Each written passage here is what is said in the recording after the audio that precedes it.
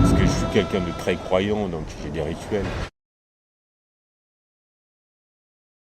Moi, je crois, tu vois, tout ce qui est justement djinn, etc. Parce que, bon, ma mère en avait des djinns, tu vois.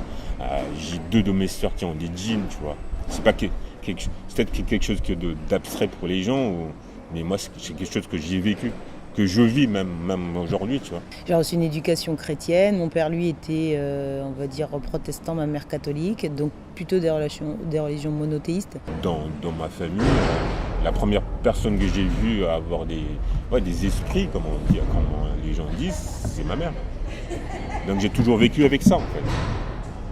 Même très petit, je ne sais pas si tu te souviens, mais moi j'allais dans les Tchoumbas justement, où tu vois des gens en transe de partout, tu vois. Moi ça fait partie de mon ADN.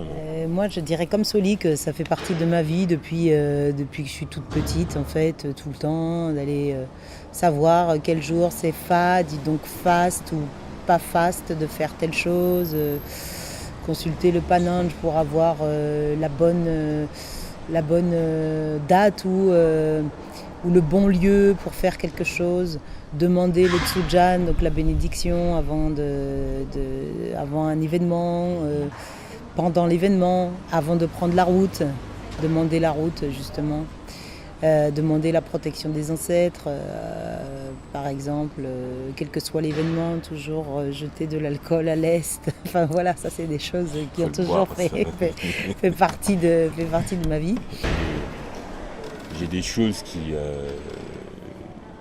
sont aussi bien de l'ordre de l'islam que de l'ordre de mon côté bantou, tu vois. Par exemple, à Madagascar, avec l'évangélisation, il y a vraiment eu aussi ce diktat d'abandonner tout ce qui pouvait être animiste, autre culte en fait.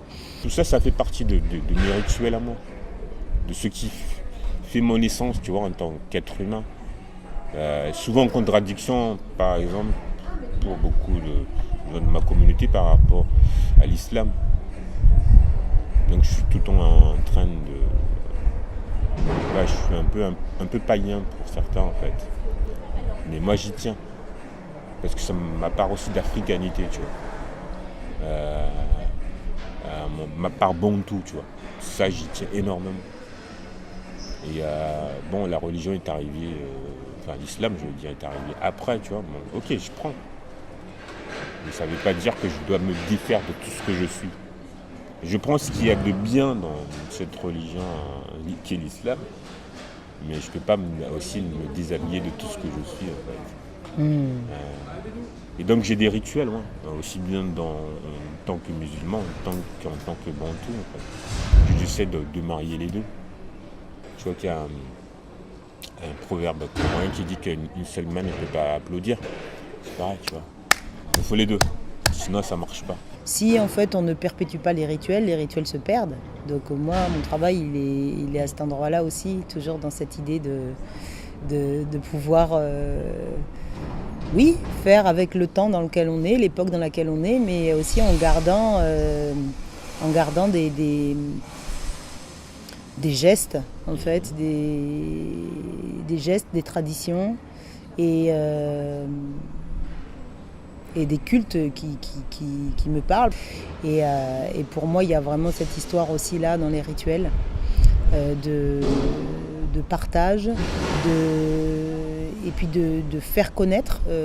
Voilà, donc peut-être une dimension encore pas que de pédagogie, mais de faire connaître. Et après, la dimension du geste de soin, du geste de rassemblement, de la communion, de retrouver cet esprit de communion en fait aussi, vraiment. L'esprit de la notion aussi de nettoyage, de purification. Dans tous ces gestes, il y avait ça aussi. Comment on se nettoie de quelque chose que l'on a vécu, comment on se nettoie voilà, alors si on prend les mots religieux, ça va être de ses péchés, de ses torts, de sa responsabilité. Moi, je pense que c'est des endroits qui sont importants de visiter en soi pour trouver une harmonie.